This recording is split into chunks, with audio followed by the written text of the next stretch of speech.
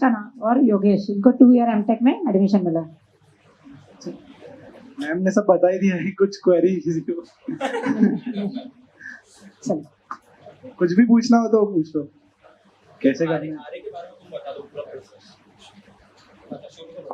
मुझे भी नहीं पता था आरए के बारे में। मतलब आरए जो है ना, एक तरीके से अच्छा ही ऑप्शन है रिसर्च असिस्टेंट। अगर तुम्हारी थोड़ी सी रैंक, अगर जैसे टीए में तो अच्छी रैंक चाहिए होती है ना, मतलब इस बार 67 तक बंद हुआ है बॉम्बे, तो अगर अगर तुम्हारी रैंक अगर 300 350 रैंक आ रही है, तुम्हारे पास एक आरए अच्छा ऑप्शन है, ठीक है। उसमें क्या कर सकते हो कि बेसिकली उसमें क्या होता है कि सबसे पहली शॉर्ट लिस्टिंग तुम्हारे गेट स्कोर पे ही होती है। मतलब शायद जनरल में 700 प्लस चाहिए रहता है, तो अगर उतने आ रहे अपने गेट स्कोर तो अपन अप्लाई कर सकते हैं उसमें, और वहाँ से कॉल भी आ जाएगा। और उसके बाद क्या होता है कि 2 प्रोसेस होती है। एक रिटन टेस्ट होता है जिसमें मेनली सी के जैसे इस बार जो आया था उसमें 8 क्वेश्चन थे, मेनली सी प्रोग्रामिंग पे ही बेस्ड थे वो, उनके सीधे आउटपुट निकालने थे। और शायद 6 क्वेश्चन पूरे कोडिंग क्वेश्चन थे। तो अगर थोड़ा नॉर्मल भी चला दिए क्वेश्चन तो भी वहाँ से सिलेक्शन हो जाता है। फिर उसके बाद इंटरव्यू होता है। तो मैंने सिस्टम एडमिनिस्ट्रेटर प्रोफाइल के लिए किया था, तो उन्होंने पूरा कंप्यूटर नेटवर्क और लिनक्स के क्वेश्चंस पूछे थे, बेसिक लिनक्स कमांड जैसे mkdir हो गया, ls कमांड्स हो गए, थोड़ा बहुत उनको कंसेप्चुअली समझा देना। और इतना मेरे को भी नहीं आता था, एक रात पहले ही पढ़ा था मैंने लिनक्स के कमांड, लेकिन कॉन्फिडेंटली आंसर दे दोगे तो वो लोग इंप्रेस हो जाएंगे। उसके बाद ये कि ये भी अच्छा ऑप्शन है यार, मतलब आईआईटी बॉम्बे में 1 साल और एक्स्ट्रा पढ़ने को मौका मिल रहा है, तो और अच्छे से एक्सप्लोर कर सकते हो। क्योंकि टीए में क्या है कि बहुत ज़्यादा हेक्टिक हो जाएगा ना, तो ये भी एक अच्छा ऑप्शन है कि 2 साल में कोर्स वर्क खत्म कर लिया और 1 साल अपना प्लेसमेंट को डिवोट कर दिया। तो ये भी बहुत अच्छा ऑप्शन है आरए भी। देखो मेरी तो 139 रैंक आई थी, पर मेरे को तो बॉम्बे में जाना था, पहले से हमारा ड्रीम था। तो मेरे को आरए का सबसे बेस्ट ऑप्शन लगा था। रिसर्च असिस्टेंट, मतलब बस बेसिक डिफरेंस है कि 2 नहीं 3 साल बॉम्बे में स्पेंड करना है। बाकी मेरे को तो बॉम्बे में जाना था, इसलिए मैंने बेस्ट मेरे को ये लगा। बाकी मेरा एक एक्सपीरियंस है कि 4th ईयर का जो मेजर प्रोजेक्ट है उस पर थोड़ा ध्यान देना, क्योंकि जिस भी इंटरव्यू में जाओगे तो मोस्टली वो पूछेंगे कि आपने क्या करा है, तो वो डिफरेंशिएटिंग फैक्टर बनता है कभी कभी, तो थोड़ा देना, उस पर ध्यान देना। प्रियांशु के लिए एक बार क्लैप हो जाए, बिकॉज वहाँ पे 22 बच्चे सिलेक्ट हुए थे और 22 में से सिर्फ एक ही बंदे का हुआ। तो ये भी झील के लिए प्राउड मोमेंट है कि 22 बच्चों में एक प्रियांशु का सिलेक्शन हुआ। मतलब इंडिया में एमएल के टॉप प्रोफेसर है प्रोफेसर पुष्पक भट्टाचार्य, जो आईआईटी बॉम्बे में, राइट। उनकी वर्ल्ड रैंकिंग कुछ 12-13 आती है, और सबका सपना रहता है उनके अंडर प्रोजेक्ट करना है, उनके अंडर रिसर्च वर्क करना, राइट। तो और उसके लिए कंपटीशन भी बहुत तगड़ा होता है, ठीक है। 25 बच्चे शॉर्टलिस्ट हुए थे सिर्फ एक सीट के लिए पुष्पक भट्टाचार्य सर के अंडर, राइट। और उन 25 बच्चों में से अपना प्रियांशु था जिसने वो सीट क्रैक करी है, राइट। इसमें मैं एक बात और ऐड करना चाहूंगा कि जो पुष्पक भट्टाचार्य सर थे, जब मैं आईआईटी पटना में था उस टाइम वो हमारे डायरेक्टर सर थे, मतलब पूरे उसका कॉलेज का। और साथ में उनका वर्ल्ड वाइड जो है, आप सर्च भी करोगे गूगल पे, उनके बुक्स है पूरे वर्ल्ड में फेमस है। मतलब अदर जो यूनिवर्सिटी है, मतलब इंडिया से बाहर की भी, वहां पे भी लोग उनके बुक को पढ़ते हैं और उनके अंडर ये है। तो रियली ये बहुत ही सौभाग्य की बात है। और इतना दुखी था ये 139 पे, जनरली लोग दुखी नहीं होते, ये दुखी इसलिए था कि इसको आईआईटी मुंबई नहीं मिलेगा। ये आईआईटी मद्रास को लेकर के चिंतित था कि सर मेरा तो लक्ष्य यही था, लेकिन इसने मन में चाह रखा, इसने प्रयास किया, तो भगवान ने इसकी सुन ली। तो मैं ये कहूंगा कि आप लोग अपना बेस्ट लक्ष्य अपना फिक्स करके रखिए और प्रयास करेंगे तो अच्छा होगा। एक चीज और, कई लोगों के मन में हो रहा है कि मैं तो अभी प्रोग्रामिंग कर नहीं रहा हूँ अच्छे से, तो मैं आपको क्लियर कर देता हूँ, अभी गेट की तैयारी करनी है। गेट के रिजल्ट के बाद प्रोग्रामिंग के लिए काफी टाइम था, इन लोगों ने भी प्रैक्टिस किया था, वो मैं आपको बताऊंगा। तो अभी ये है कि इस टाइम को अगर अच्छे से यूटिलाइज करेंगे तो गेट के स्कोर से अच्छा कॉलेज मिलेगा, तो उस टाइम मिलेगा आपको प्रैक्टिस करने के लिए। और जो मेजर प्रोजेक्ट के बारे में बताया, उस टाइम आपके पास टाइम भी रहेगा 8th सेम में ये करने का। तो पूरा फोकस अगर आप अच्छे से गेट में देंगे तो शायद ये आपके पास टाइम मिलेगा अच्छे से। यार जो आईआईटी आईएससी में कोडिंग राउंड होते हैं ना, इतने टफ नहीं होते, बिल्कुल भी टफ नहीं होते, ठीक है। तो अभी गेट पे ध्यान दे दो, बाद में 1-2 महीने भी सफिशिएंट रहते हैं बेसिक कोडिंग इंप्रूव करने के लिए, जिससे आईआईटी आईएससी के कोडिंग राउंड निकल जाते हैं, राइट। तो कोडिंग के लिए अभी से डरने की जरूरत नहीं है, 2 महीने इनफ रहते हैं। बेसिक टू मीडियम लेवल की चीजें पूछी जाती है और सिलेबस के बाहर का कुछ नहीं रहता, राइट। जो भी कंसेप्ट आपने डीपी के, ग्रिडी के, जो भी इधर पढ़े ना, वही आपको कोड करने रहते हैं, राइट। तो वो हो जाता है, उसके लिए अभी से नहीं थकना। प्रोजेक्ट का बोला था वो फरवरी के बाद का बोला था, तब ध्यान देना। गेट के बीच में कॉलेज को तो लाना ही मत, गेट पे ध्यान देना है पूरा। ठीक है। अच्छा, प्लेसमेंट भी बहुत सारे बच्चे प्लेसमेंट करते हैं, तो आप लोगों का क्या ओपिनियन है रिगार्डिंग टू प्लेसमेंट? प्लेसमेंट्स में हमारा ऐसा था, मतलब कॉलेज में आई थी कंपनियां, दोस्तों के प्लेसमेंट लग भी रहे थे, हम बैठे नहीं थे, बट लालच तो होता है, मतलब 7 लाख का, 13 लाख का, 12 लाख का, किसी का होता है 7 वाले का, सोचते हैं ये तो कमाने लग जाएगा एक, मतलब 2-3 महीने बाद, हमारे पास कुछ है नहीं। पर ऐसा होता नहीं है, हमारे जो कॉलेजेस हैं वो मतलब उनमें सोच ही लोगों की छोटी होती है, तो 10 लाख का लग जाता है तो बोलते हैं कि बहुत अच्छा लग गया। पर IITs में स्टार्टिंग ही 10 लाख से होती है, फिर वहाँ लोएस्ट वो होता है। हाँ, तो मैं GSITS से हूँ। कितने लोग हैं GSITS से? और CS में कौन है? तो 12 बजाते होंगे उधर भी। हाँ, तो मेरे को तो कोई सीनियर ही नहीं मिला था जिसने GSITS के CS में गेट दी थी, क्योंकि मेरे को तो गाइड करने वाला नहीं था, तो ऐसा लगता था कि मैं अकेले ही चल रहा हूँ पूरे पाथ में। बाकी IT में तो शोभित था, पर मेरे को तो कोई कॉन्फिडेंस देने वाला था भी नहीं, तो मैंने तो ये सोचा था कि IIT में जाके इनसे अच्छा पैकेज तो लेना है, तो पर 2 साल 3 साल एक्स्ट्रा देके, तो ये कॉन्फिडेंस था मेरे अंदर, कॉन्फिडेंस पहले से था। IIT बॉम्बे का भी शुरू से ड्रीम था, जो फुलफिल नहीं हो पाया, GSITS से तो नहीं हो पाता।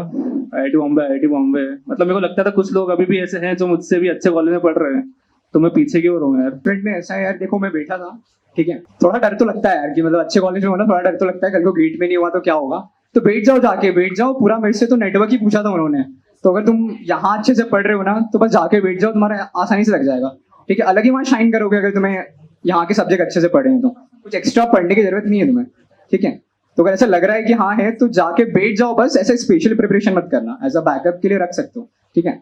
इनका कहना है कि क्वेश्चन है कि जो आपका ऑफर लेटर है, कंपनी से अगर आप सिलेक्ट होते हैं तो ऑफर लेटर आपको कहीं IITs में एडमिशन में हेल्प करता है क्या? अगर आपको ऑफर मिला है, जैसे इनका फाइनल ईयर में कहीं प्लेसमेंट हो गया, इनको ऑफर मिला है, तो ऑफर लेटर से आपके IIT एडमिशन में कहीं आपको हेल्प मिली है क्या? कुछ भी नहीं, कहीं भी नहीं। अच्छा, प्लेसमेंट में मतलब अगर यार देखो इंटर्नशिप एक्सपीरियंस होता है तो ऑब्वियसली कंपनी बोलेगी यार ये बंदे को इंडस्ट्री में काम करने का थोड़ा बहुत एक्सपीरियंस है, या जिसके पास वर्क एक्स रहता है, तो वो एच तो रहेगी ना यार उनके पास, जिनके पास वर्क एक्स है या इंटर्नशिप है। बट इतनी ज्यादा नहीं रहेगी यार, उसके लिए वो वर्थ इट नहीं है कि यार अपनी गेट की प्रिपरेशन रोक के इंटर्नशिप्स के पीछे भाग रहे हो और प्लेसमेंट के पीछे भाग रहे हो, उतना वर्थ इट नहीं है। बट अगर किसी के पास है तो डेफिनेटली वो कंपनीज को दिखता है, वो जो रिक्रूटर्स को दिखता है यार कि ठीक है बंदे के पास इंडस्ट्री का थोड़ा बहुत एक्सपीरियंस है, तो ऑब्वियसली जब वो IIT में रिक्रूट करेंगे, आपका इंटरव्यू अच्छा जाएगा और अगर आपका रेज्यूमे में ये चीजें दिख जाएगी तो वो ऑब्वियसली प्लस पॉइंट ही रहेगा। देखो मैंने देखा है तो बीटेक की इंटर्नशिप ज्यादा वैल्यू नहीं करती, एक्सेप्ट अगर वो बहुत अच्छी कंपनी से हो, मतलब बहुत रिनॉन्ड कंपनी से हो। बाकी इंदौर में किसी से कर लिया इंटर्नशिप वगैरह तो वो मैटर नहीं करेगा, उनको पता भी नहीं होगा, उनको लगेगा कोई पेड इंटर्नशिप है तो पूछेंगे भी नहीं। एक्चुअली यहाँ का जो इंटर्नशिप है जो आप लोग यहाँ पे करने वाले हैं या करते हैं, वो सही में बहुत ज्यादा काम की नहीं आती। एक्चुअली ये लोग से आप जो क्वेश्चन पूछ रहे हैं ना, ये लोग अभी जा रहे हैं IIT में, अभी प्लेसमेंट नहीं हुआ है, ठीक है। तो थोड़ा बहुत जानकारी होगा सीनियर सबसे बात करके, जो वहां से प्लेस होके आते हैं उनसे ये पूछ सकते हैं।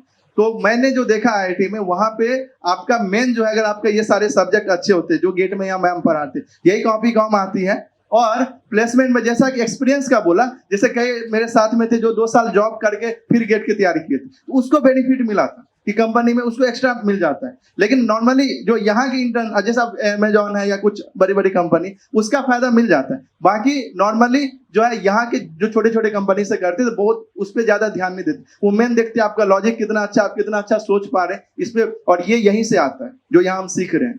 पहले तो आप पूरा फोकस करिए यहाँ गेट पे, और गेट कैसे है वो, इससे रिलेटेड अगर क्वेश्चन हो तो ज्यादा आपके लिए बेनिफिट होगा कि गेट में और क्या क्या कर सकते, क्या क्या चैलेंजेस आ रहे हैं आगे के लिए आपको। फिर ये लोग आएंगे, ठीक है, फिर बताएंगे आपको। 3rd ईयर में निकालो, जो करना है फिर करो, इंटर्नशिप्स करो, प्लेसमेंट लो, जो करना है करो। एक मोटिवेशन हो सकता हूँ कि गेट बहुत अच्छे एग्जाम है यार, मतलब तुम्हारे कॉलेज में भी अच्छे CGPA बन जाते हैं क्योंकि भाई सब्जेक्ट्स आने हैं, ठीक है। मतलब मेरे साथ था कि DVMS का पेपर था मेरा कॉलेज में, बस मैं तो सुबह उठा और देने चला गया और इसमें 61 नंबर आ गए 70 में से। तो तुम्हारे मतलब ऐसा है कि कुछ एक्स्ट्रा पढ़ने की जरूरत नहीं है, एकेडमिक्स से तुम्हारा ऐसे ही स्ट्रॉन्ग हो जाएगा, ठीक है। तो मेरे को तो बहुत सही एग्जाम लगती है, और तुम्हें पता होगा PSU जॉब्स भी होती हैं, ठीक है। तो अगर किसी को जॉब का है तो बहुत इजी तरीके से तुम ऑफिसर लेवल की जॉब पा सकते हो इससे, ठीक है। जैसे मैं पावर ग्रिड का इंटरव्यू देने गया था तो वहाँ पे सिर्फ 6 लोग आए थे, पता है, 4 वैकेंसीज हैं और 6 लोग आए, तो सिलेक्शन होना ही है वहाँ। तो इजीली तरीके से तुम्हारी 1 लाख मतलब 1 लाख पर मंथ की तुम्हारी इजीली जॉब लग जाएगी। तो बहुत अच्छी एग्जाम है यार, मास्टर्स करना मास्टर्स कर लो, जॉब लेना जॉब ले लो, और बहुत इजी तरीके से। भाई तुमने एडवांस बुकलेट कैसे की थी, मतलब साथ ही साथ में या थोड़े टाइम बाद में या पूरा कोर्स खत्म होने के बाद? मैंने सारे सब्जेक्ट्स की नहीं की थी, मैंने शायद 4 या 5 की थी। डिजिटल लॉजिक की थी, COA की थी, OS की थी, TOC की थी, और पता नहीं एक और कोई था नहीं, सीएन तो मैं दूर भागता था, सीएन मैंने नहीं करी थी। मुझे बहुत डर लगता था सीएन से, मतलब वो आशीष सर ने बेसिक में ऐसे डाल दिए थे कि बेसिक और टेस्ट सीरीज ही देख के मेरा हो गया था सीएन, और ज्यादा सीएन झेलाता नहीं मुझसे, तो मैंने एडवांस नहीं देखा था। डीबीएमएस एडवांस करी, तो ये सब्जेक्ट मैंने एडवांस का करा था। और एडवांस में आपको तब सजेस्ट करूंगा जब आपका पूरा सिलेबस एक बार हो जाए, आपकी सारी बेसिक हो जाए, आपका एक दो बार रिवीजन हो जाए, टेस्ट आपके अच्छे खासे हो जाए, पीवाईक्यूज हो जाए, तब आप एडवांस उठा सकते सर एफटी में एडवांस मैथ्स तो सर के साथ साथ करो तो हो जाएगा, मतलब कोई दिक्कत नहीं। एप्टीट्यूड में ऐसा कि सिलेबस जितना आप करोगे कवर उतना कम पड़ेगा, तो उसमें ऐसा करो टॉपिक उठाओ, क्वेश्चंस करो, मतलब 20 एक क्वेश्चन करके देखो, अगर हो रहा है तो एग्जाम में तुमसे वो टॉपिक हो जाएगा, वो लीव कर सकते हो तुम। बाकी जो नहीं आ रहा है वो सर के लेक्चर्स देख लो, हो जाएगा। हैं। एप्टीट्यूड उतना टफ होता नहीं है, मतलब अगर तुमने लेवल देखा हो, कोई कैट के लेवल का थोड़ी ना रहता।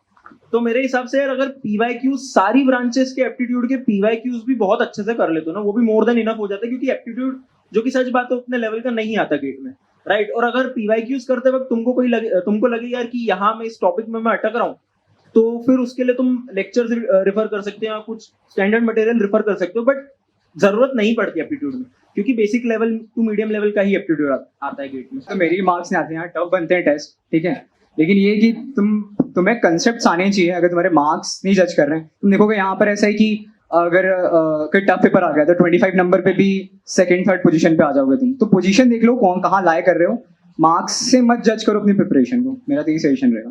फोकटी डिमोटिवेट हो जाओगे, बस वो देखो कि हाँ भैया 25 नंबर पे मेरी क्या रैंक आ रही है, उससे देख लो। मार्क्स नहीं मैटर करते, एट द एंड जो पेपर बनता है ना, तो पेपर पूरा कंसेप्चुअली बनता है, ठीक है। उसमें यहाँ तो 2-3 क्वेश्चन एक्स्ट्रा ऐसे होते ही हैं जो नहीं बनेंगे किसी से भी, ठीक है, लेकिन वहाँ जो भी टॉपिक के क्वेश्चन आएंगे वो डुएबल क्वेश्चन होंगे।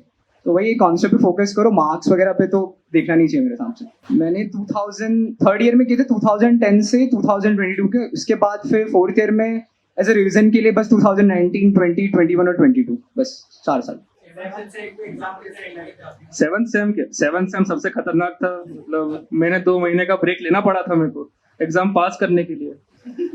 4 लैब थी, 5 सब्जेक्ट थे और एक कुछ एक्स्ट्रा था, मेजर प्रोजेक्ट था, और मेजर प्रोजेक्ट एकदम शार्क टैंक जैसा होता है, बहुत बेइज्जती करते हैं वहाँ पे, खतरनाक वाली बेइज्जती। तो उतना सब हैंडल नहीं कर पाया, मेरे को ब्रेक लेना पड़ा था उसमें, तो थोड़ा मैनेज करना पड़ेगा टाइम यार। GSITS का CS खतरनाक है, मैं वो उस मैटर में अच्छा नहीं हूँ। ये जो गेट का मेन पेपर रहता है अपन देते हैं, तो उसमें टाइम का इशू रहता है क्या, मतलब वो डिपेंड कम पड़ता कर है? हाँ, वो पेपर के लेवल पे डिपेंड कर रहा था। इस साल का पेपर बहुत इजी था, मैंने 2 बार राउंड मारे पेपर इस पेपर के। मतलब ऐसे कुछ टाइम बाउंड प्रैक्टिस वगैरह कुछ करी थी क्या तुमने? वो preparation टेस्ट time? पे डिपेंड कर, तुम टेस्ट में कौन सा तरीका, मतलब कौन सा स्ट्रेटेजी में अपना करो। मेरा स्ट्रेटेजी ये था कि मैं एक बार स्कैन करता था, क्वेश्चन लगाता था, फिर 2 बार स्कैन करता था। सबका ऐसा नहीं होता है, सब एक बार में अच्छा करते हैं। सीके टेस्ट अगर दे रहे हो तो फिर मतलब जरूरत नहीं है ऐसे तो, क्योंकि उसमें 2 मिनट में ही एक क्वेश्चन अपने को करना पड़ता है टेस्ट में, और गेट में तो लगभग 3 मिनट तक मिलते हैं, मतलब 2.25 या 3 मिनट मिलते हैं, तो काफी टाइम मतलब हर पेपर में बच ही जाता है सबका ही। ऑलमोस्ट जितने से मैंने बात की टॉपर से, तो सबका टाइम बच जाता है। कितने लोगों का मैथ्स हो गया फिनिश? अभी तो सर ने बताया कि सर के साथ कर लूं, मेरा तो मैथ्स फिनिश हो गया ना। तो अभी से शुरू करना है, जिसने नहीं किया है शुरू कर दो, एट द एंड लास्ट में नहीं छोड़ना है, अभी अक्टूबर से पहले फिनिश करना है।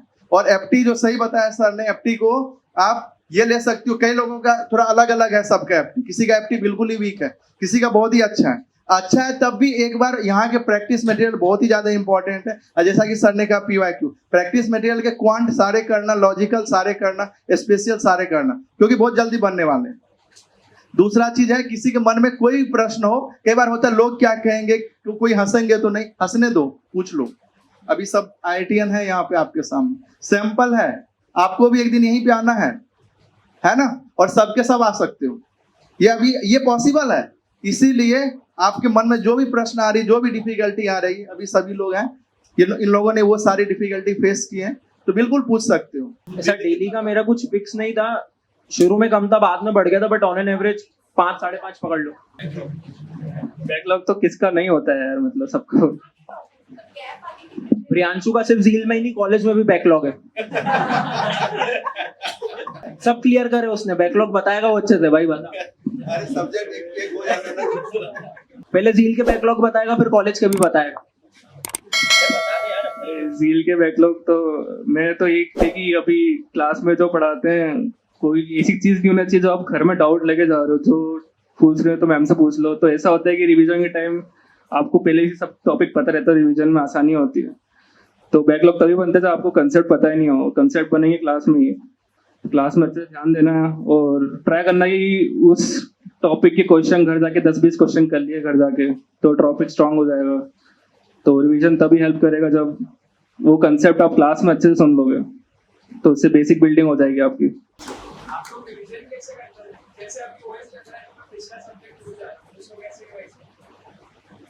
वीकेंड्स पे तुम रिवाइज कर सकते, वीकेंड्स पे टाइम होता है सैटरडे संडे टाइम। तो ऐसा करो, जो अब जैसे डिस्क्रीट हुआ था तो डिस्क्रीट में हर सैटरडे संडे थोड़ा थोड़ा उसका पढ़ लो जो गया है टॉपिक, और फिर एक महीने में जैसे दो चैप्टर हो गया, डिस्क्रीट हो गया है और अब CS हो गया अगर समझ लो, तो दो का रिवीजन जल्दी जल्दी करो। हर हफ्ते रिवीजन करोगे तो फिर ऐसा लगेगा बहुत जल्दी जल्दी रिवाइज होने लगेगा। पहले 1 घंटा लगेगा तुम्हें, फिर आधा घंटा, ऐसे फिर एक बार ऐसा लगेगा कि सिर्फ तुम कॉपी पलटाओगे तुम्हें पता रहेगा यहाँ पे क्या लिखा था। ऐसे नोट से लेक्चर तो फिर बहुत वापस सारे देखना बहुत हेक्टिक है। रिवीजन का मतलब ये नहीं होता है कि वैसे अपन थ्योरी नोट्स पढ़ लिए है, ठीक है। रिवीजन का मतलब होता है कि तुमने प्रॉब्लम से भी रिवीजन हो जाता है, ठीक है। मतलब रिवीजन थ्रू प्रॉब्लम्स करना चाहिए मेरे हिसाब से, तो कि तुमने कुछ बुकलेट में जो क्वेश्चन थे एक बार में नहीं बने तो उनको मार्क कर लिया, उसके बाद जैसे रिवीजन के टाइम में कॉपी पलटा ली, उसके बाद वो क्वेश्चंस भी ट्राई करे अपन ने, ठीक है। सिर्फ थ्योरी पढ़ के नहीं बनते कंसेप्ट, है प्रॉब्लम्स भी लगाना है, क्योंकि अल्टीमेटली गेट एग्जाम में तो प्रॉब्लम ही सॉल्व करना है ना अपने को, ठीक है। तो क्वेश्चन से भी रिवीजन होता है। एक चीज और ऐड कर देता हूँ, रिवीजन एक और तरह से किया जाता है, जैसा कि सर ने बताया, ये तो करना ही है। साथ में अगर आप जो पढ़ रहे हैं आपका हो गया है और आपको लगता है कि जैसे आपने थ्योरी पढ़ लिया, कुछ क्वेश्चंस भी प्रैक्टिस कर लिए, टेस्ट भी अगर आपने दे दिया तो बहुत अच्छी बात है। टेस्ट देने के बाद भी रिवीजन होता है। टेस्ट जैसे फुल टेस्ट देने जा रहे हैं तो टॉपिक वाइज जो हमने टेस्ट दिया था उसको रिवाइज कर, साथ में आप चाहो तो ये अगर आप करके देखना, ये मैंने किया था जब मैं एज ए स्टूडेंट था, यहाँ पे जब डाउट वगैरह बताते थे, डाउट बताओ। जैसे आपको कोई मिल जाता है साथ वाले तो ठीक है, नहीं तो चैट पे कोई क्वेश्चन पड़ा है ना, तुम ट्राई करो उसको रिप्लाई करने का, और रिप्लाई करने के जब आप चाहोगे ना, गलतियां हो सकती है पर कॉन्फिडेंस बढ़ेगा अगर आपने सही रिप्लाई किया, और अगर गलती किया तो सीख जाओगे। तो 5 मिनट 10 मिनट डेली एक बार चैट को स्क्रॉल कर सकते हो। ये नहीं सिर्फ हमको अपना ही डॉट पूछना, अपना ही डॉट समझना है, क्योंकि जो किसी दूसरे ने पूछा है उसको भी अगर हम रिप्लाई कर रहे हैं तो हम सीख रहे हैं। मैं ये नहीं कर रहा हूँ कि पूरे दिन बैठना है, तो दूसरे मेंटर्स ऑलरेडी है, बस अपने लर्न के लिए डेली 10 मिनट 15 मिनट आप देख सकते हो। इससे भी आपको कॉन्फिडेंस बढ़ेगा, और अगर आपसे नहीं बन रहा है तो तुरंत कॉपी करो, तुरंत रिवीजन होगा। तो रिवीजन आप बहुत सारे तरीके से कर सकते हैं। यार देखो ऐसा है कि ना, ये वो तुमने फिजिक्स में स्केप वेलोसिटी वाला कंसेप्ट पढ़ा होगा ना, कि शुरुआत में बस अपने को 11.2 किलोमीटर पर आवर की देनी पड़ती है स्पीड, उसके बाद ऑटोमेटिकली स्पेस में अपने आप चले जाता है। तो वैसे ही शुरुआत के टाइम थोड़ा दिक्कत होगा, शुरुआत के टाइम तुम्हारी मेंटेन नहीं होगी कंसिस्टेंसी, लेकिन एक बार तुम उस स्टेज पे चले आओगे ना, तो फिर अगर तुम नहीं पढ़ोगे ना तुम्हें अजीब सा लगेगा बिल्कुल, पता है। तो वो स्टेज तक पहुंच जाओ, 2-3 महीने आप अपने आप को बिल्कुल बाउंड कर लो कि नहीं मुझे 4 से 5 घंटे तो कैसे भी करके पढ़ना ही है। उसके बाद ऑटोमेटिकली तुम्हारे मार्क्स आएंगे, क्वेश्चंस बनेंगे, तो ऑटोमेटिकली आ जाएगी कंसिस्टेंसी।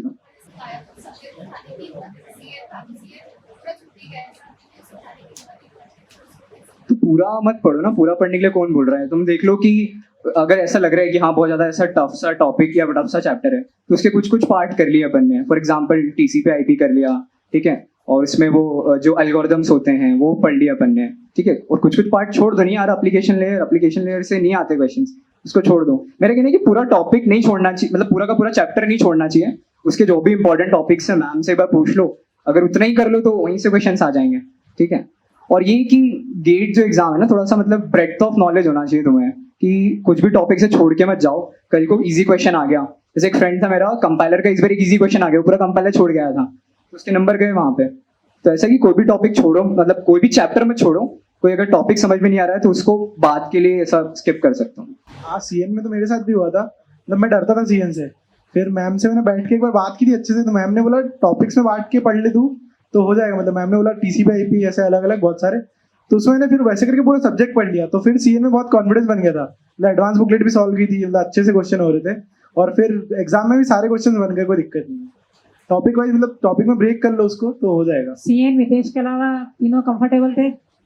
कि नहीं? थोड़ा सा डर लगता था, बाकी हो गया था फिर बाद में लास्ट में। कई बार हम सुनते हैं कि सीएन टफ है और उसकी वजह से हमारे दिमाग में बैठ जाता है टफ है। जैसा आपने वर्ड यूज किया टफ, कोई चीज टफ नहीं होता है। मैं सीएन नहीं, कुछ भी नहीं जानता हूँ। 10 साल हो गया ना, 2013 में मैंने पढ़ा था सीएन, 2013-14 की बात है। यहीं पे मैम पूरा जैसे जैसे कौन से लेयर से कैसे डेटा जाता है, उसके बाद आईपी लेयर में पैकेट कैसे फ्रेगमेंट होता है, कहीं पे डीएफ बिट क्या करती है, फिर बाद में मर्ज नहीं होता, लास्ट में ही होता है। ये पूरी स्टोरी समझोगे ना, कहानी जैसे बनाओगे। और जैसा कि कहा ना कि टॉपिक वाइज आपको कोई सब्जेक्ट टफ लगता है ना, तो उसको पूरा के बारे में मत सोचो, पहले एक टॉपिक उठाओ। डेटा लिंक लेयर उठाया, चलो इसको अपन अच्छे से करते हैं। मतलब एक दो सेट बनाओ, एक सेट बनाओ जिसमें जो चीज हमने सीख लिया, दूसरा सेट बनाओ जिसमें हमने नहीं सीखा, और एक छोटा सा उठाओ, काम करो, इसको रख दो। इसमें कैसे काम करना वो तो आपको पता है, नोट्स बनाना है, क्वेश्चन सॉल्व करना है, टेस्ट देना। तो धीरे धीरे क्या होगा, जो आज आपके लिए टफ है वो एक समय के बाद वो आपके लिए आसान हो जाएगा। ये नहीं कि 6 महीने बाद भी फिर कोई आए सीएन तो बहुत टफ है, फिर लास्ट में दिसंबर आ गया सीएन तो टफ है। सीएन हमेशा टफ नहीं होता है, कोई चीज टफ है नहीं, टफ हमारे यहाँ पे होता है। आप प्रैक्टिस करो।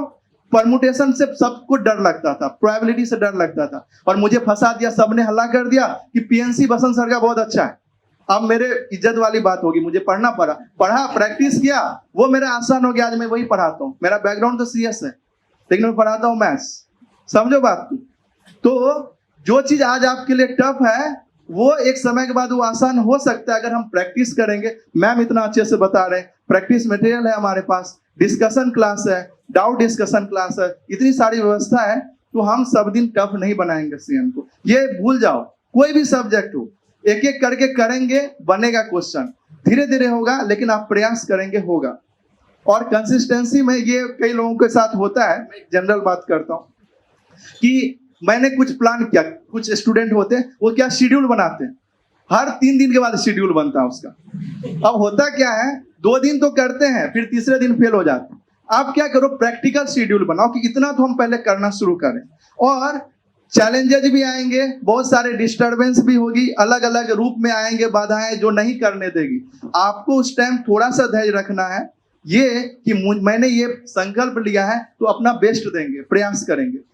और 21 दिन तक अगर आपने रेगुलर करने का प्रयास किया, एफर्ट दिया, कुछ समय तक वो परेशानी आपको परेशान करेंगे। और उसके लिए आप सबको मेंटर असाइन हो गया। पहले ऐसा नहीं होता था जिल में, ये एक बहुत अच्छा फैसिलिटी और ऐड हुआ है। आप सबके पास मेंटरशिप है कि नहीं? कई लोगों को तो पता भी नहीं, सबको असाइन हुआ है एक मेंटरशिप। आप मिल सकते हैं, उनसे आप चर्चा कर सकते हैं, जो आपको चैलेंजेस आ रहे हैं, पढ़ने में क्या दिक्कत आ रही है, कैसे शेड्यूल बनाए, कैसे ज्यादा से ज्यादा टाइम को यूटिलाइज करें, आप उनसे चर्चा कर सकते हैं। तो 21 दिन तक अगर प्रयास करेंगे, जैसा कि शोभित सर ने बताया, तो वो आपकी आदत बन जाएगी। तो आपको कंसिस्टेंटली प्रयास करते रहना है, और जहां गिरने लगे यहाँ सब लोग, पूरा सिस्टम आपको सपोर्ट करने के लिए तैयार है। तो आप तुरंत हाथ पकड़ लें, फिर से उठ के खड़े और फिर प्रयास करो। तो मिलते रहो और बोलते रहो कि क्या डाउट है।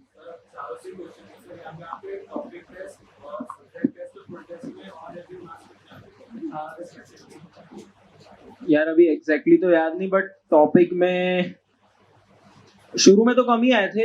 मतलब कुछ कुछ सब्जेक्ट्स में कम आए थे मेरे, जैसे नेटवर्क्स हो गया, आई थिंक ग्राफ थ्योरी में भी बहुत कम थे, कंपाइलर में थोड़े कम थे।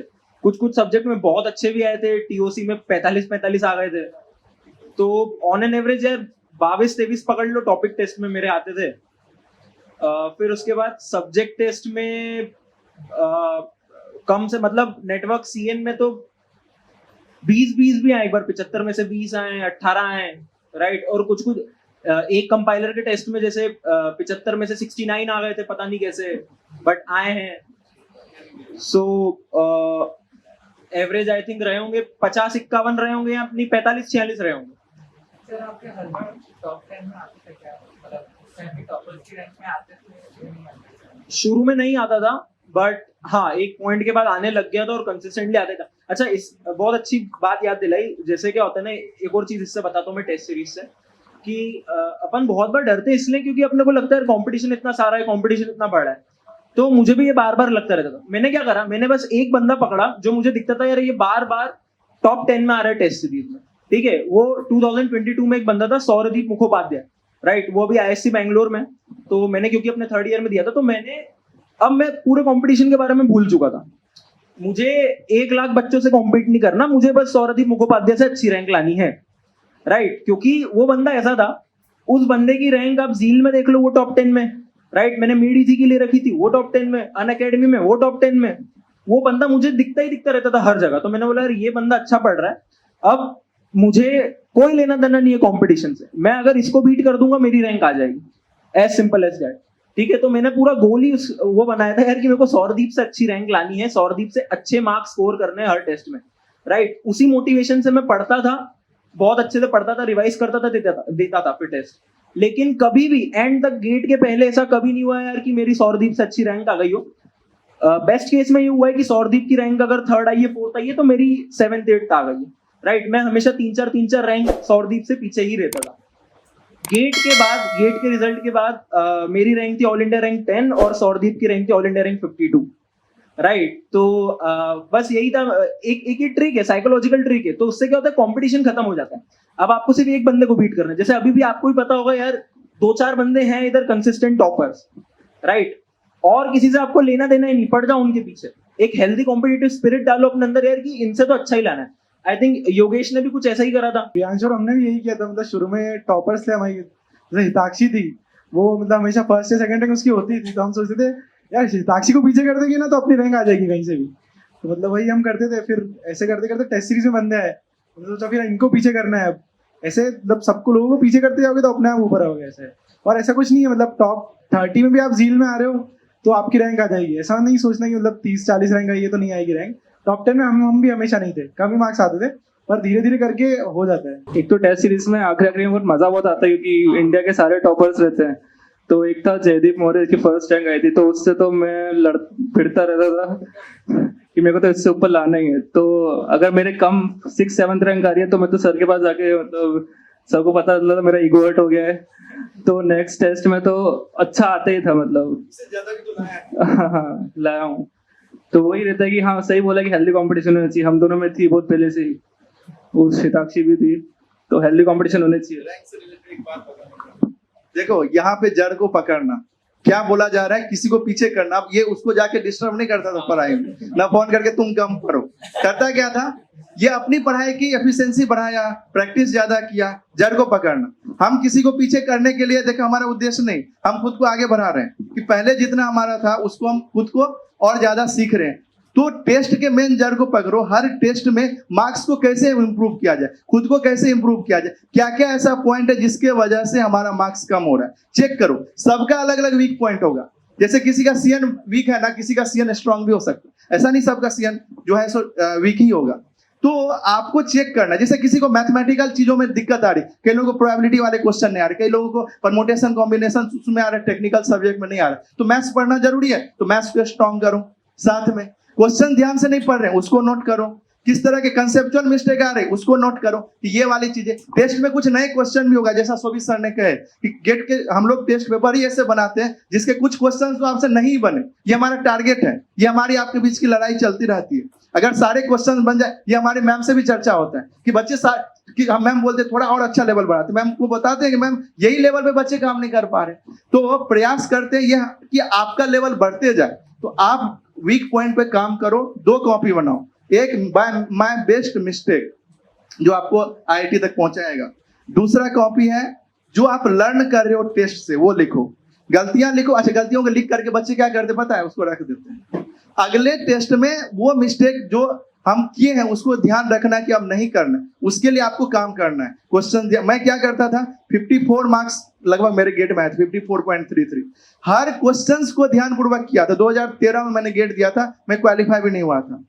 14 में मैंने वही चीज ध्यान रखा कि कैलकुलेशन मिस्टेक हो रहा था, हर कैलकुलेशन को 2 बार चेक करता था, क्योंकि ये मेरा वीक पॉइंट था, कई लोगों को एक बार में हो जाता था। तो टेस्ट में मार्क्स से ज्यादा इंपॉर्टेंट है, मार्क्स बढ़ेगा अपने आप, कि आप जो सीख रहे हो टेस्ट से, जो आपने अभी तक सीखा उसको आपको टेस्ट में अप्लाई करना है। कितना अप्लाई कर पा रहे हो, क्यों नहीं कर पा रहे, उस पर काम करो और मेंटरशिप से शेयर करो, ठीक है। ये जरूर है कि ये वाला टेक्निक आप अपना सकते हो जो टॉपर है, कि हमको भी वहां तक पहुंचना है। तो ये एक पॉजिटिव हेल्दी कंपटीशन, जैसा कि बताया, ये हेल्दी कंपटीशन।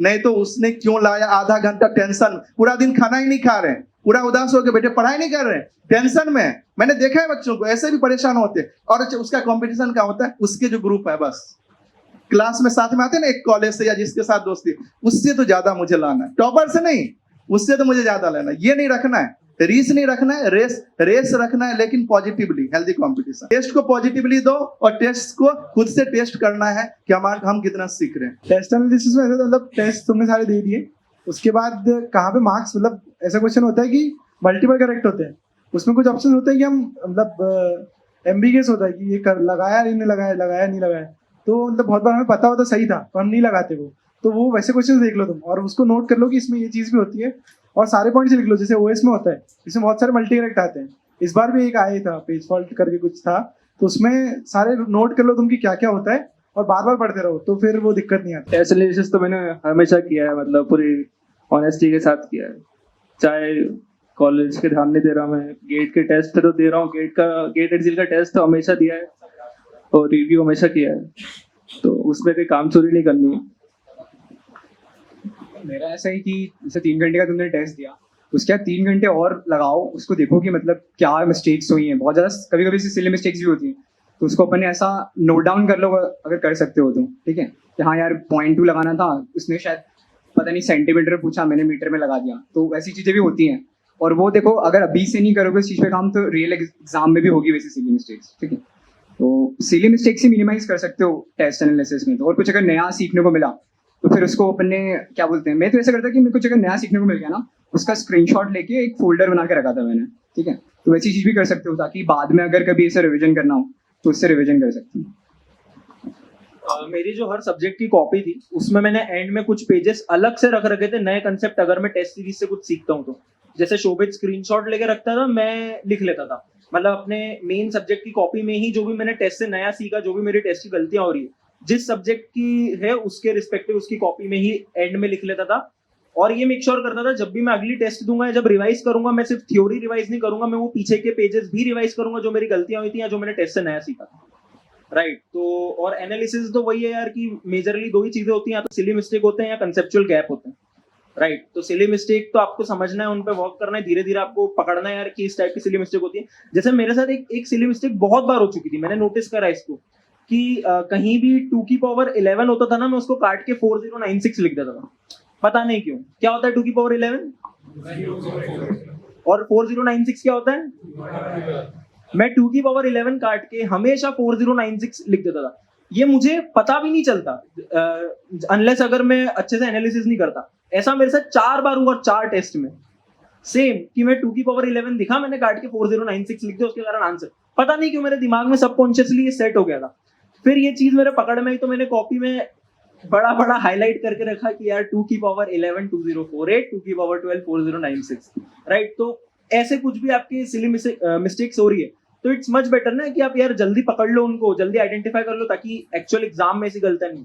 और कंसेप्चुअल गैप्स का तो वही है यार कि अगर आपको कहीं भी लगे कि यार आपका इसमें कंसेप्ट स्ट्रांग नहीं था, उसके कारण आपकी कोई गलती हुई है, तो अच्छे से जाके रिवाइज करो। या बहुत बार टेस्ट में ये भी होगा कि आप नए कंसेप्ट सीख रहे हो, राइट, कुछ भी नया कंसेप्ट सीख रहे हो उसको अच्छे से नोट करो अपनी थ्योरी कॉपी में ही, थ्योरी जो भी आप नोटबुक है आपकी उस सब्जेक्ट की, उसी में अच्छे से नोट करो। और ये मेक श्योर करना कि यार जब भी उसको रिवाइज करोगे ना, तो सिर्फ अपने थ्योरी रिवाइज नहीं होनी चाहिए, अपनी गलतियां भी और अपने जो टेस्ट से नया सीखा वो सब भी रिवाइज करते चलो, तो धीरे धीरे इंप्रूवमेंट होता जाए।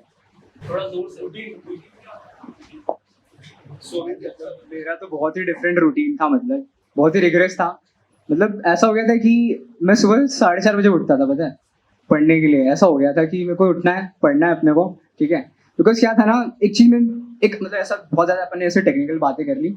एक चीज है ना भाइयों, जो तुम मैनिफेस्ट करते हो ना, वो चीज रियल में भी हो जाती है, पता है, कभी कभी। जैसे मैंने क्या किया था कि इतना मेरे को नहीं पता था कि कभी ऐसा IIT बॉम्बे का ऑफर आएगा, तो मैंने क्या किया था, एक IIT बॉम्बे की इंटरनेट से फोटो निकाली और उसको अपनी दीवार पे लगा लिया था, ठीक है। और एक जयश्री मैम की ऑनलाइन मुझे फोटो मिली थी, वहां पर भी मैंने एक फोटो लगा ली थी। और जब भी से सुबह उठता था ना, तो वो दिखता था, गोल है मेरा कि हाँ यार मुझे इस जगह जाना है, ठीक है। अपना जो बीटेक में मौका नहीं मिला, लेकिन मास्टर्स तो यहीं से करनी है। और देखो वो चीज़ ना सच में भी हो गई।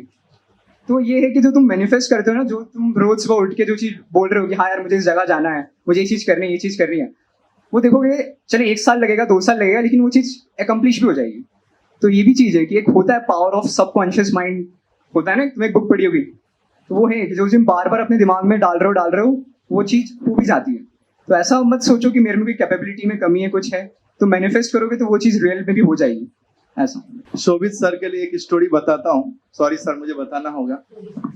बात ये है कि सर देखो सबके ये लाइफ में अभी इस जर्नी में आने वाला है क्या चीज, पढ़ते पढ़ते एक टाइम ऐसा आएगा, एक टाइम नहीं कई बार हो सकता है ऐसा, किसी को मल्टीपल टाइम भी हो सकता है, मैक्सिमम मिनिमम पढ़े हो ना, कभी ऊपर कभी नीचे, पढ़ते पढ़ते कभी कभी लगेगा कि पढ़ने में मन ही नहीं लग रहा है, लगेगा कि मेरा तो कुछ नहीं होने वाला है, इतना तो सब अच्छा सब कर रहे हैं, मेरा तो कोई मार्क्स ही नहीं आ रहे, इस तरह के थॉट बहुत परेशान करने वाले हैं। उस जगह पे आपको लिखना है कि मुझे अपना बेस्ट देना है, जो होगा सब अच्छा होगा।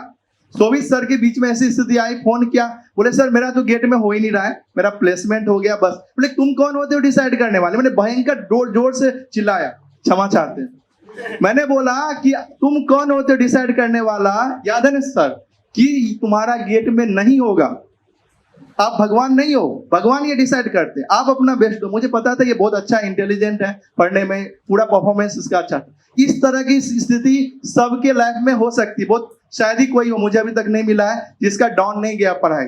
तो कभी बहुत अच्छा होगा, कभी नीचे होगा, फिर ऊपर होगा, हिम्मत नहीं हारना है, अपना बेस्ट देते रहना है। सर ने प्रयास किया, फिर भी आखिरी तक लगे रहे और एट द एंड देख ही रहे हो कितना अच्छा रिजल्ट है। तो कहने का मतलब यही है कि आपको इस तरह की सिचुएशन जब आए, नहीं समझ में आए, आप आ जाओ, यहाँ पे कोई ना कोई आपको मिल जाएंगे आपको फिर से ऊपर उठाने के लिए। कभी भी डिमोटिवेशन हो तुरंत दौड़ के आ जाओ, लेकिन सिर्फ मोटिवेशन ले करके चले जाना, उस पर अगर काम नहीं, कई लोग ऐसे भी करते हैं, मैं बता देता हूँ, हर 5 दिन बाद आते मोटिवेशन लेके जाते, काम कुछ नहीं करते फिर आ जाते। तो कृपया उसको फॉलो भी करने का प्रयास करें। ओके, और नेक्स्ट। यार रूटीन का मेरा ऐसा था, मैं कुछ hard and fast rigorous timeline नहीं रखता था कि इस टाइम से इस टाइम पढ़ना है, इस टाइम से इस टाइम ये करना है। मैं बस दिन के टेंजिबल या अकम्प्लिशेबल गोल सेट करता था कि यार आज मुझे ये टॉपिक अच्छे से कवर करना है, इसके वीडियोस देखने, इसके नोट्स बनाने, या आज मुझे ये 1-2 टेस्ट देनी है, या आज मुझे इसके PYQs करने हैं। और अब उस काम में अगर आधा घंटा लग रहा है तो मैं आधा घंटा करके मैं फ्री हो गया, मेरा पूरा दिन खत्म, मैं बढ़िया आराम कर रहा हूँ। और अगर उस काम में मुझे 12 घंटे भी लग रहे तो भी मैं वो काम पूरा करके ही उठूंगा, राइट। तो मेरा कुछ ऐसा टाइम वाला बाउंडेड वाला रूटीन वाला कंसेप्ट मेरा कभी था ही नहीं। हाँ, मेरा हमेशा से वो था कि टॉपिक कवर करो, या जो आज के लिए आप प्लान कर रहे हो वो हो जाए आपका, इनफ है। अब उसमें कितनी भी देर लग रही है, उसमें आधा घंटा लग रहा है, 12 घंटे लग रहे हैं, करना है मतलब करना है। टारगेट, मैं जब थ्योरी नोट्स पढ़ रहा था या लेक्चर देख रहा था तब तो मैं ऐसा टारगेट रखता था कि जैसे ऑन एन एवरेज एक सब्जेक्ट में कितने 5-6 टॉपिक्स होते हैं बड़े बड़े, राइट। तो मैं ऐसा टॉपिक रहता था कि यार ये 3 दिन है, ये 3 दिन में मुझे कैसे भी ये वाला एक पर्टिकुलर टॉपिक पूरा करना है और इसके नोट्स बहुत अच्छे से बनाने। जब मैं पढ़ रहा था तब का मेरा ये टॉपिक था। फिर जब मैं टेस्ट लगाने लग गया तो मेरा टॉपिक ये होता था कि आज मैं पूरा सब्जेक्ट ये रिवाइज करूंगा। पहली बार में पूरा रिवाइज नहीं हो पाता एक दिन में, तो आज मैं ये 2 दिन लूंगा, मैं ये पूरा सब्जेक्ट रिवाइज करूंगा और तीसरे दिन इसकी 2 टॉपिक टेस्ट दूंगा, चौथे दिन इसकी 2 सब्जेक्ट टेस्ट दूंगा, ऐसे रखूंगा। मेरी प्रिपरेशन लॉकडाउन के टाइम की थी, कुछ हैवी नहीं था। अभी वो मेरी थोड़ी किस्मत थी, फॉर्च्यून समझ लें, जो भी समझ लें, आपका अनफॉर्चुनेट समझ लो। मेरी प्रिपरेशन लॉकडाउन के टाइम की थी, तो उस टाइम पे कॉलेज का कुछ भी लोड नहीं था, तो मेरा तो हो जाता था, मतलब आराम से चिल होके हो जाता था। हाँ, आखिरी के 3-4 महीने में मुझे 10-10, 12-12 घंटे पे पुश करना पड़ गया, क्योंकि टाइम क्रंच बहुत हो जाता है और चीजें बहुत करने को रहती है। आपको एकदम याद आएगा जब आखिर के 3 महीने बचते हैं ना, एकदम याद आएगा अच्छा मुझे तो कुछ भी याद नहीं आ रहा, कुछ भी रिकॉल नहीं कर पा रहा, तो फिर आप हाइपर एक्टिव होते हो कि यार अच्छा मुझे पहले सब रिवाइज भी करना है, मुझे सबके टेस्ट भी देना है, मुझे सबके PYQs भी एक और बार लगाना है, राइट। तो अब वो तो यार आपको मैनेज करना पड़ेगा। अगर कोई कॉलेज गोइंग स्टूडेंट है तो आपके लिए मैं समझ सकता हूँ बहुत टफ होगा, बट यार आपको मैनेज तो फिर भी करना ही पड़ेगा, टाइम निकालना पड़ेगा। उसके लिए बस मेरी एक ही ये रिकमेंडेशन रहेगी कि कॉलेज सीनियर से पूछ लो कि यार मैनेजमेंट कब तक, मतलब किस पॉइंट तक अटेंडेंस झेल लेता है, क्या थ्रेशोल्ड है। मतलब अगर कई बार बोलते कॉलेज वाले यार कि 75% आना है, नहीं आना होता, सीनियर से पूछो, वो बता देंगे यार कि कितने में काम हो जाता है। अगर वो बता रहे 50 में काम हो रहा है, 40 में काम हो रहा है, उससे ज्यादा क्यों जा रहे हो यार, क्या सीख रहे हो कॉलेज में, मतलब मुझे तो समझ नहीं आता। अगर Tier 3 कॉलेजेस में हो तो क्या ही सिखाते सर Tier 3 कॉलेजेस में, कुछ भी नहीं सिखाते, वही। यस,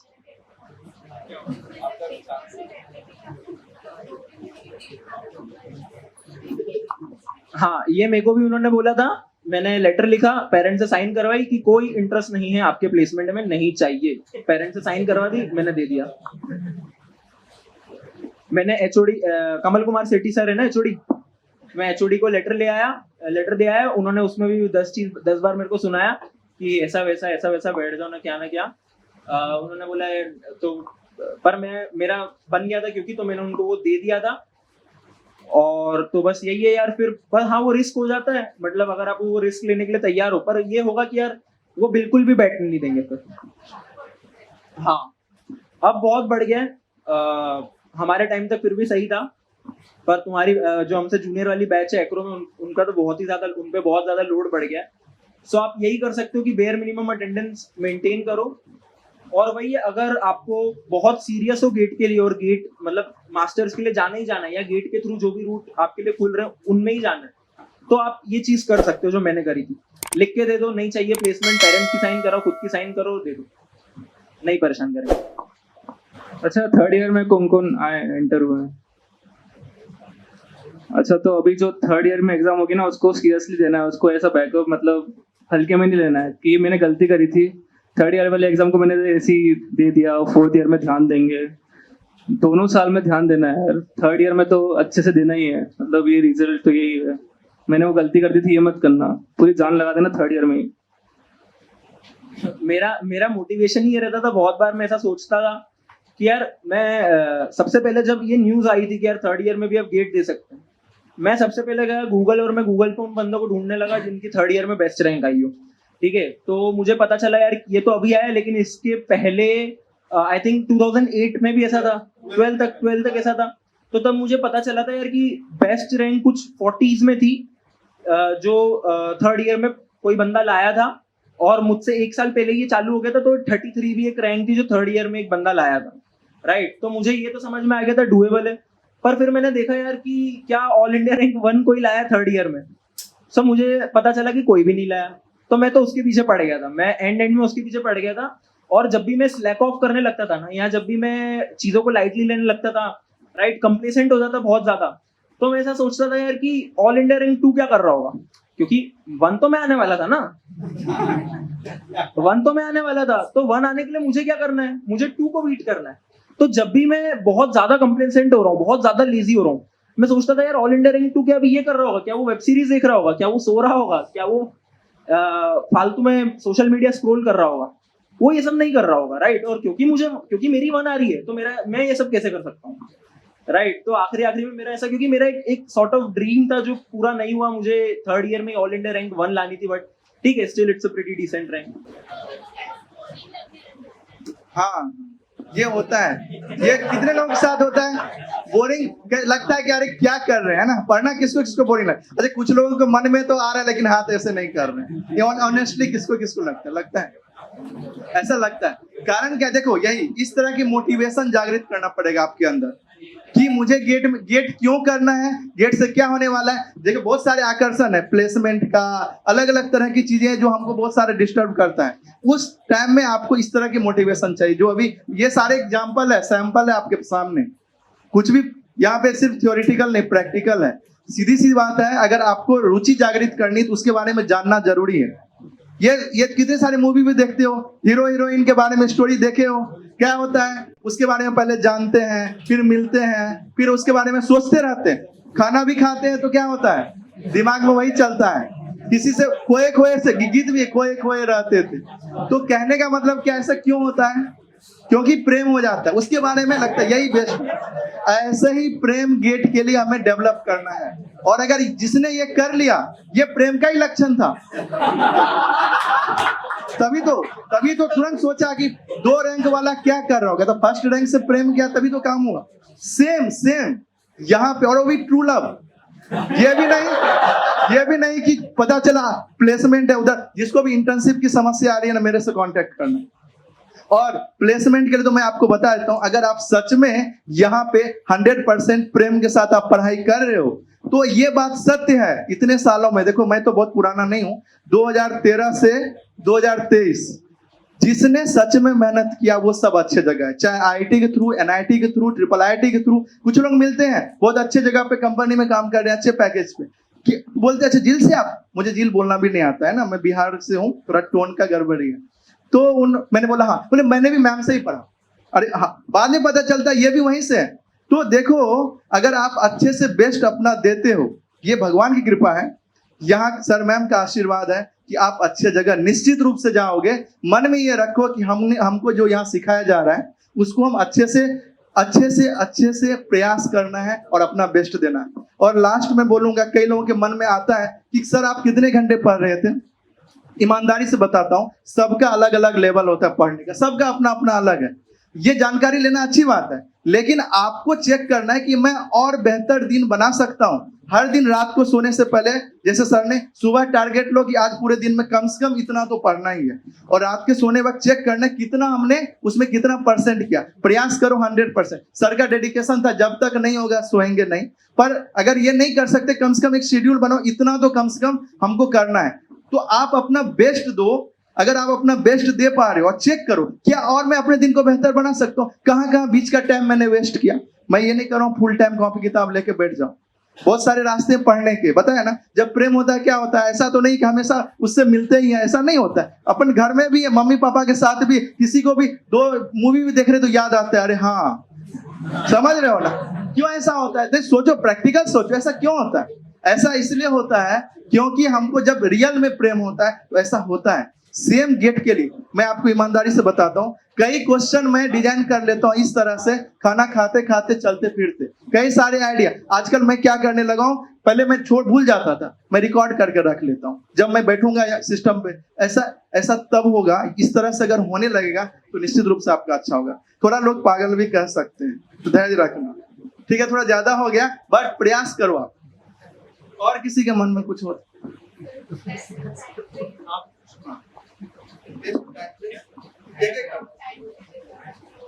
ये बहुत अच्छा है।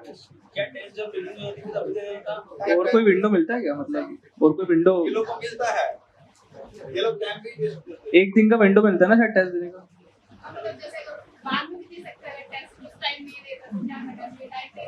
टाइम पे यार, टाइम मेरे साथ तो टाइम पे। मैंने टॉपिक और सब्जेक्ट तो कभी टाइम पे नहीं दी, पर मैंने मॉक टेस्ट टाइम पे दी थी।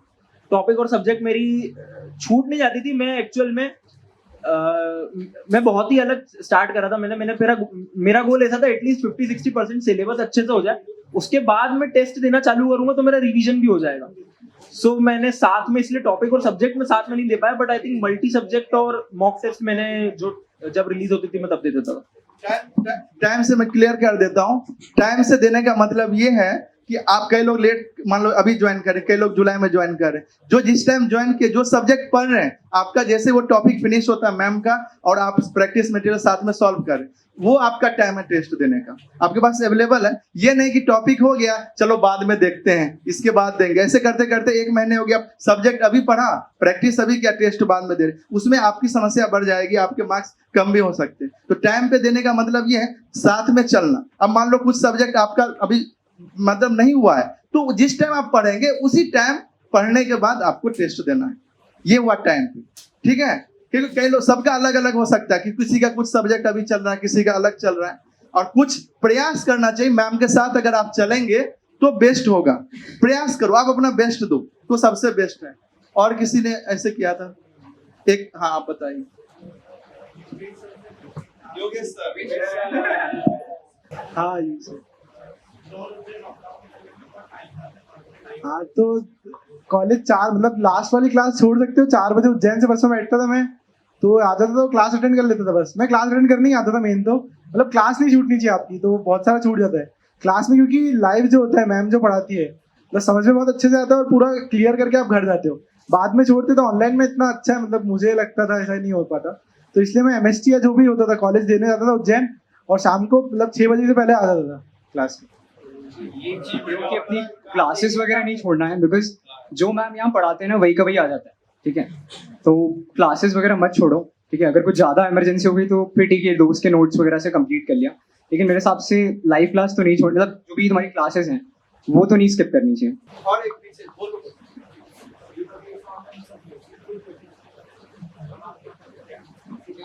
आगे कोई बता दो है लाउड।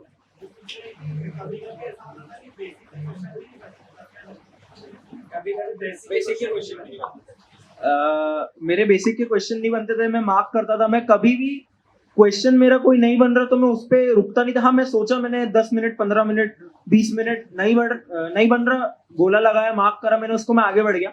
फिर मैंने जब पूरी सब्जेक्ट की बेसिक में खत्म कर देता था, उसके बाद मेरे ऐसा रहता था शायद 10% क्वेश्चन ऐसे रह जाते होंगे जो मुझसे सॉल्व नहीं हुए, 20% लेट से रह जाते होंगे। फिर मैं उसके बाद पूरा सब्जेक्ट वापस रिवाइज करता था और उसके बाद मैं फिर वो क्वेश्चन ट्राई करता था।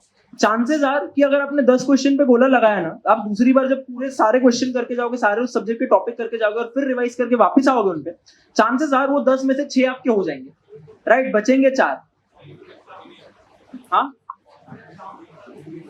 कॉन्फिडेंस डाउन होता था यार, बिल्कुल होता था। बट मुझे एक बात तो पता थी ना कि जो मैंने पढ़ा है, जितना मैंने पढ़ा है, उनमें से तो मेरे बन रहे हैं। बेसिक में ऐसा तो है नहीं ना यार कि भाई जो तूने पढ़ाई है सब उसमें से ही, कुछ बहुत नए भी रहते हैं, बहुत नए, सिर्फ नए कंसेप्ट नहीं बोल रहा हूँ, नए टाइप के क्वेश्चन बोल रहा हूँ। कुछ 2 कंसेप्ट जिसमें मिल जाते हैं, कुछ 3 कंसेप्ट मिल जाते हैं, या ऐसे टाइप का जो तूने पहले कभी देखा ही नहीं हो। अगर वो तुझसे नहीं बन रहे तो तू अपने आप को क्यों ब्लेम कर रहा है? तेरी गलती थोड़ी ना, तूने पहले देखे ही नहीं उस टाइप के, अभी देखेगा तो आगे तेरे से उस टाइप के सॉल्व होने लगेंगे। तो मैं अपने आप को ब्लेम उस चीज के लिए नहीं करता था, तो मैं डिसअपॉइंट भी नहीं होता था। यार मेरी गलती थोड़ी ना, अगर मैंने कोई टाइप का क्वेश्चन नहीं देखा और मुझसे नहीं बन रहा तो ऑब्वियस सी बात है कि बहुत हाई चांसेस थी कि अगर मैंने उस टाइप का क्वेश्चन मैंने पहले टैकल नहीं करा तो मुझसे नहीं बनेगा, राइट।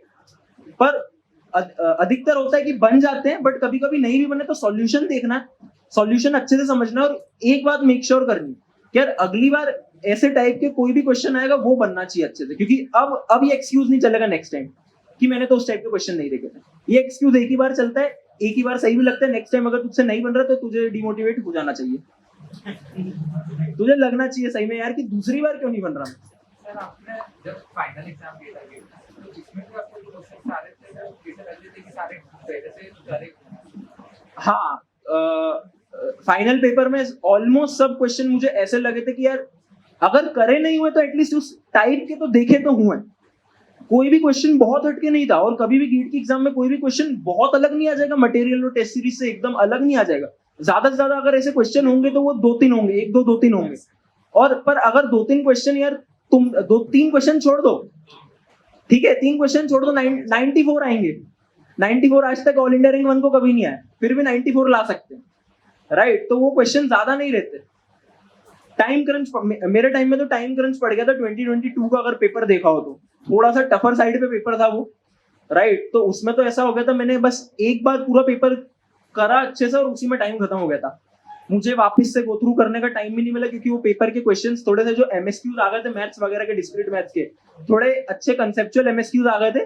वो एक एमएसक्यू 4 क्वेश्चन के बराबर था, क्योंकि हर ऑप्शन के लिए आपको सोचना पड़ रहा था, राइट। तो बहुत नए क्वेश्चंस नहीं आएंगे यार अगर PYQs test series basic booklet करके चले जाओ ना, बहुत वही उसी टाइप के क्वेश्चंस आने वाले।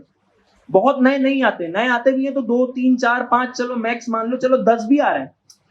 मैं बोल रहा हूँ 10 भी आ रहे हैं, छोड़ दो 10, फिर भी टाइम भी बचेगा और 80 नंबर भी आ जाएंगे।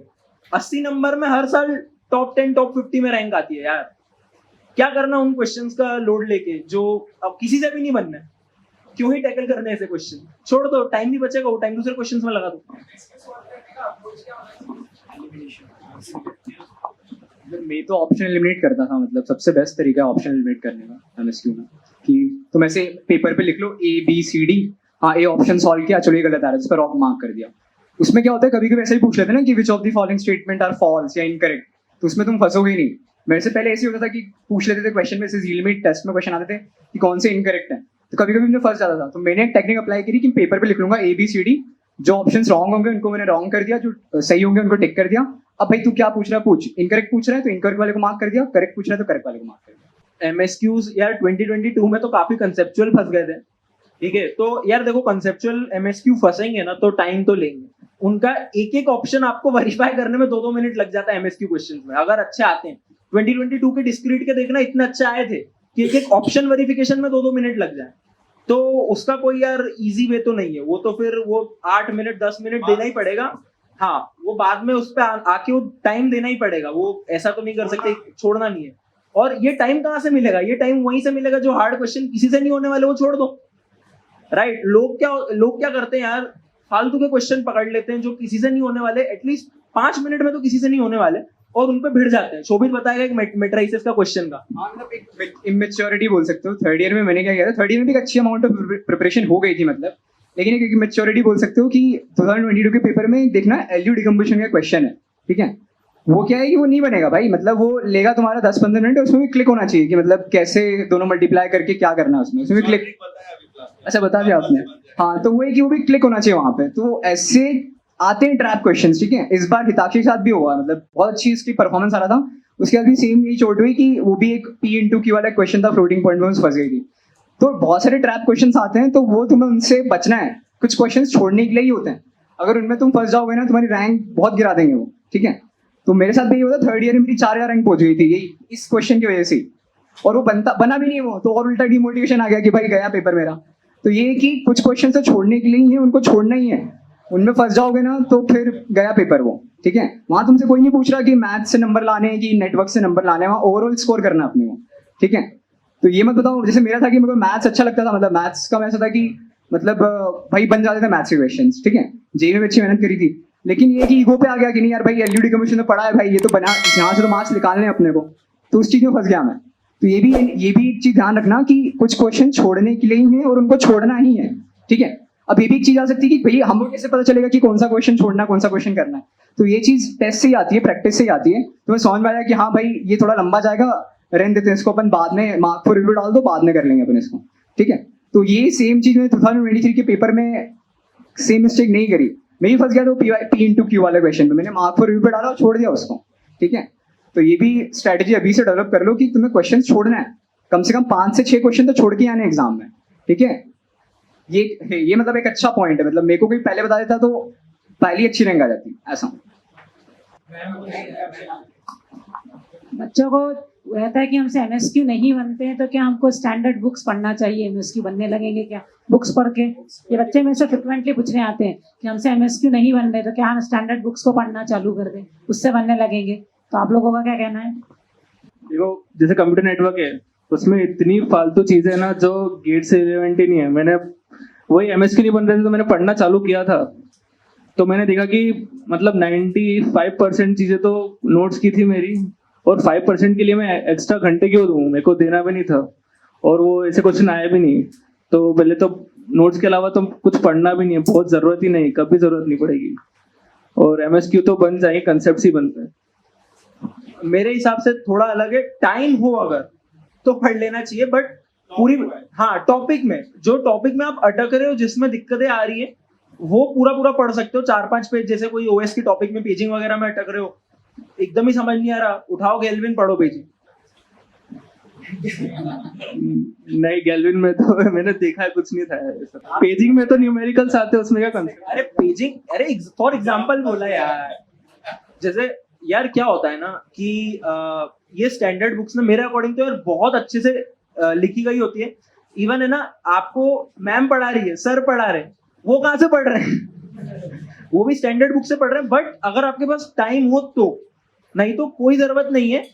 स्टैंडर्ड बुक्स पढ़ने से छोटी सी एज मिल सकती है, हो सकता है 2-3 नंबर ज्यादा आ जाए, बट क्या वो 2-3 नंबर के लिए उतना टाइम देना वर्थ इट नहीं लगता है। अगर किसी ने बहुत जल्दी स्टार्ट करा है, उसके पास टाइम हो, वो बोर हो रहा हो, तो बिल्कुल पढ़ सकता है। एक चीज जो अच्छी होती है बुक्स पढ़ने से यार, क्या होता है ना कि कई बार है ना, इंग्लिश फ्रेमिंग आप बहुत अच्छे से सीख जाते हो।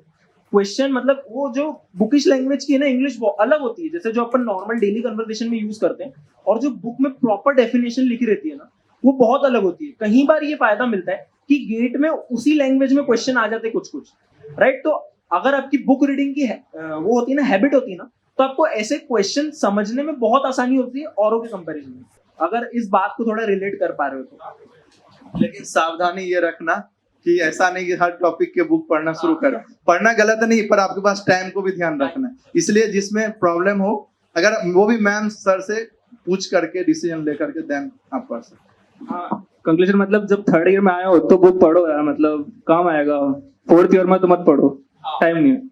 थर्ड ईयर में तो बड़ा कंसेप्ट खतरनाक बन जाएंगे। फोर्थ ईयर में मतलब नहीं है वैसे तो, पर थर्ड ईयर में कॉलेज वगैरह में काम आएंगे, कंसेप्ट अच्छे हो जाएंगे। इवन सब्जेक्ट से प्यार हो जाएगा यार बुक्स पढ़ के। कभी पढ़ो फोरोजन बैठ के, राइट, कभी कोर्स नवाते पढ़ो बैठ के। अभी नहीं पढ़ो, टाइम हो तो पढ़ो। गेट के बाद पढ़ना। बाद में काम आने वाला लेकिन पहला गेट। यस, मतलब मेरा भी सही सोचना है कि मतलब फोर्थ ईयर में तो नहीं पढ़नी चाहिए, थर्ड ईयर में एम्पल टाइम होता है, उस टाइम पे पढ़ सकते हो, लेकिन फोर्थ ईयर में नहीं भटकना चाहिए इधर उधर। ठीक है, तुम खुद देखो ना, यहाँ अभी देखोगे 2000 अंडर 2000 रैंक अपने जील से 52 स्टूडेंट की आई है। तो मतलब ये देखो कि इतने सारे बच्चे हैं और 52 स्टूडेंट्स अपन हैं, मतलब यहाँ का प्रोसेस ही इतना अच्छे से डिजाइन है कि आ रहे हैं ना, हर साल बच्चे रैंक ला रहे हैं ना, तो भाई कुछ तो होगा ना प्रोसेस में। तो मेरे हिसाब से तो इतना उन सब में 2-3 क्वेश्चन के लिए इतना टाइम डिवोट करने से कोई सेंस नहीं है। ठीक है, उससे अच्छा तो मतलब, और जो MSQ भी आते हैं देखोगे 2022 के पेपर देखोगे तो उसमें भी MSQ भी ऐसे हैं कि उनको प्रॉब्लम सॉल्व करके ही उनका लाना है आंसर। ऐसा नहीं है कि कुछ तुम्हें चीजें याद हो तो बन जाएंगे, वो उनको भी सॉल्व ही करना है उनको भी। तो फिर जब सॉल्व ही करना है न्यूमेरिकली तो फिर मेरे हिसाब से वो कितनी सेंस नहीं बनाती है।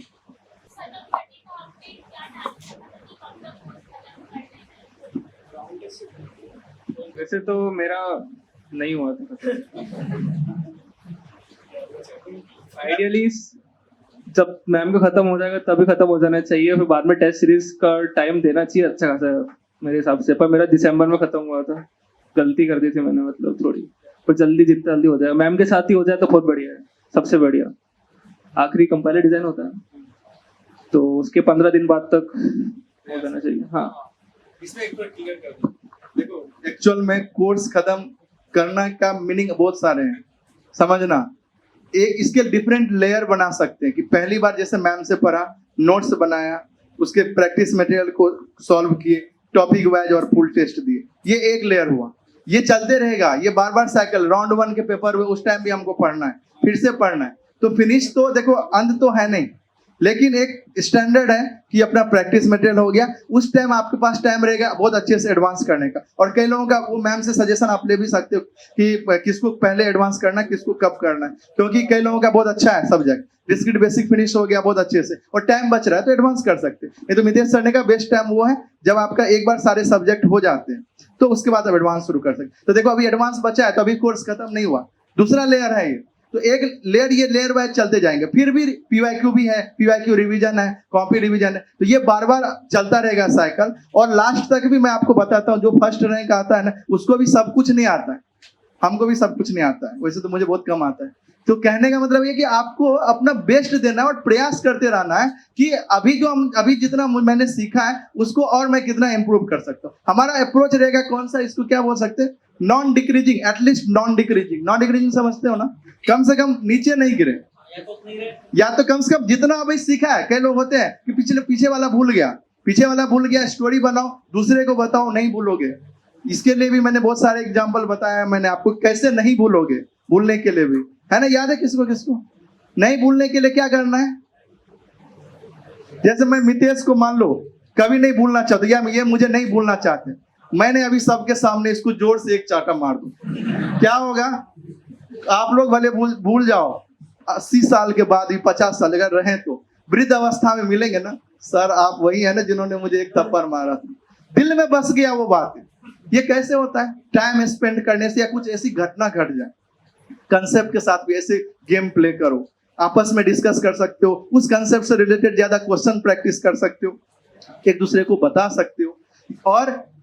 और जब एक बार कॉपी मैम की जैसे मैम ने पढ़ाई, आप चाहो ना तो माइंड में इसका रिवीजन भी कर सकते हो। हर टाइम कॉपी किताब लेके पढ़ना जरूरी नहीं है, कभी कभी बैठ के थोड़ा देर बैठे, मैम ने क्या पढ़ाया, सबसे पहले चलो OS रिवीजन शुरू करते हैं। सबसे पहले पूरा ये हिस्ट्री बताया, फिर कहाँ पे आए, शेड्यूलिंग पे आ गए, शेड्यूलिंग के बाद क्या बताया, डेडलॉक बताया, प्रिवेंशन बताया, IPC बताया, मेमोरी मैनेज। ये स्टेप बाय स्टेप पूरी कॉपी आपके माइंड में छप जानी चाहिए। मैम के कॉपी, मैम ने जो पढ़ाया वो कॉपी की एक एक चीज आपका अगर क्लियर रहेगा तो आप मेन गेट एग्जाम में भी चोरी कर सकते हो। वो पेज पलटा दो, देख लो, ये किया जा सकता है, ये प्रैक्टिकल है। तो आप अगर इसको इस तरह से और लिंक कर सकते हो एक कंसेप्ट को दूसरे कंसेप्ट, ये अभ्यास से होगा और टेस्ट देते देते प्रैक्टिस करते करते ऐसा हो सकता है, ये संभव है। और किसी को कुछ?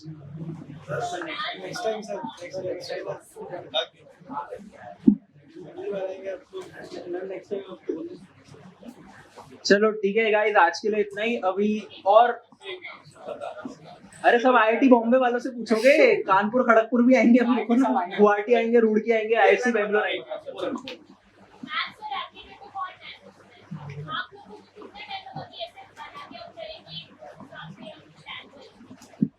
मैं शॉर्ट में बताता हूँ, एप्टीट्यूड का मेरा इजी था। आखिरी के 4 महीने में मुझे बस हफ्ते में 2 घंटे देने होते थे, वो भी मैं सारे ब्रांचेस के पीवाईक्यूज करता था, कहीं अटकता था तो उसके रिलेटेड वीडियोस देख लेता था। नहीं तो अगर मुझसे सारे पीवाईक्यूज हो रहे हैं एप्टीट्यूड के, मेरे लिए मोर देन इनफ है, क्योंकि गेट में एप्टीट्यूड का उतना ज्यादा लेवल है ही नहीं, राइट। एप्टीट्यूड ऐसे मैथ्स मैंने कभी भी एक शॉट में करने की मैं अपना पर्सनल बता रहा हूँ सर, मैंने कभी भी एक शॉट में करने की कोशिश की ही नहीं। मैं क्या करता था, मैथ्स में टॉपिक से linear algebra, probability, statistics, calculus, right. मैंने क्या करा, हर टॉपिक को एक सब्जेक्ट के साथ पेयर कर दिया। जैसे मैंने टीओसी के साथ पेयर कर दिया लीनियर अलजेब्रा। अब मुझे अगर मैं टीओसी पढ़ रहा हूँ, मैं टीओसी पढ़ते पढ़ते बोर हो रहा हूँ, तो मैं साथ में पढ़ूंगा लीनियर अलजेब्रा। अब मैंने अगला सब्जेक्ट उठाया, उसके साथ मैंने पेयर करा कैलकुलस।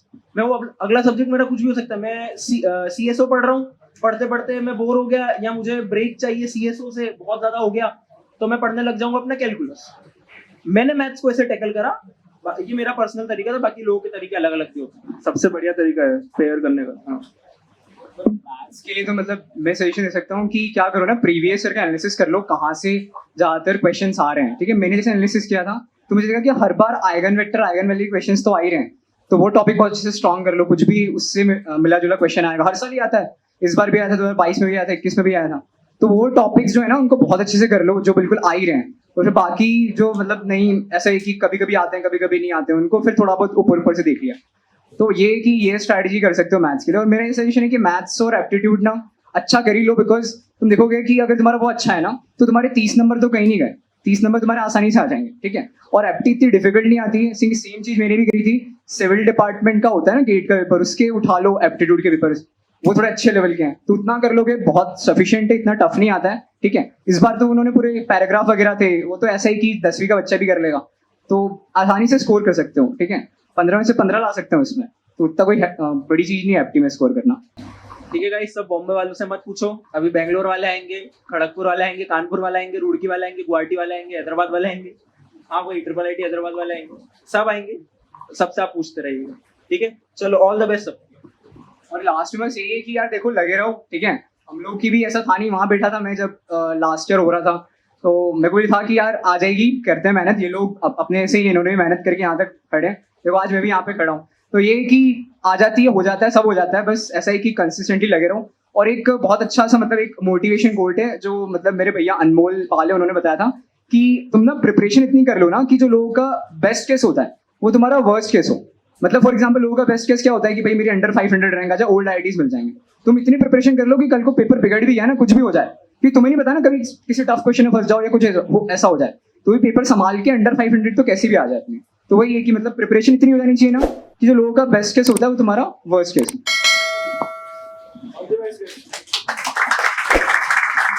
चलिए, तो आप में से कितने हैं जो इनसे अगले साल IIT बॉम्बे में मिलेंगे?